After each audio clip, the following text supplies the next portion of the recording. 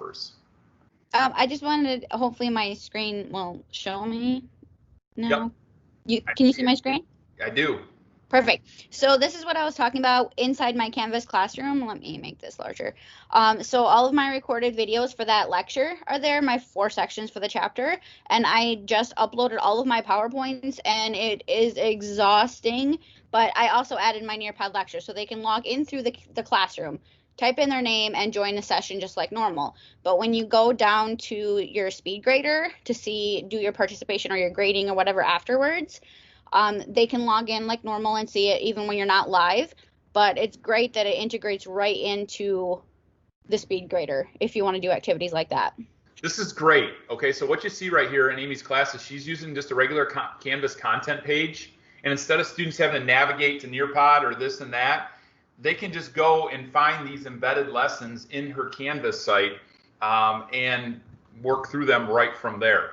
So that's part of the integration as well, and obviously, you can embed those and share those that way additionally. So what I was saying is, like you were talking about, just kind of periodically throughout the class popping in. It doesn't have to be anything formal. It doesn't have to be anything like that. And that's exactly what I use it for. It was kind of like you gave me the go brand now. I do that. I teach math, and obviously with COVID right now, we can't work together in groups. I tried to refrain as much as I could from passing out tons of papers, because normally I have lots of activities and worksheets and papers, and they work in groups and I float around. Well, we couldn't do that. So I would post them or show them, or I would write it in Teams, and then I would have people report back and say, okay, we're gonna do a Nearpod right now. I want to hear from everybody what you got on number. Like, I would pick few from the worksheet or from the paper that I was displaying in Teams, and I say, okay, we're gonna look at number 7. Can everybody put in what they got for number 7? And then what would happen is, I'd see as people were putting their answers in on the teacher side, and I would always, that was the weird part about it. I had to turn this.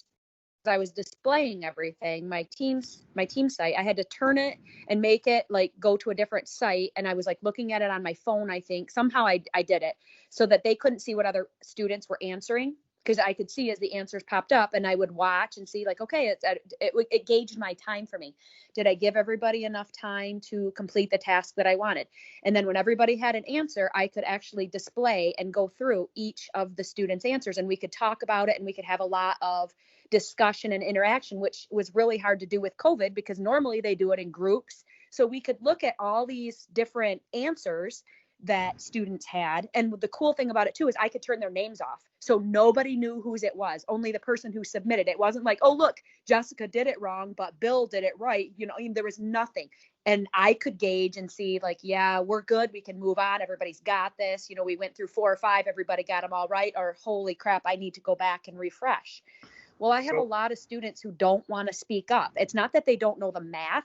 They're afraid to talk in front of the rest of the class. And so I'm sitting there going, Bueller, anybody? Hello? I'm not talking to anybody. I think we had a conversation about that one time with Chad, where it's like a seance. Is anybody there? Is anybody here? Hello? Especially at the end when everybody was completely online.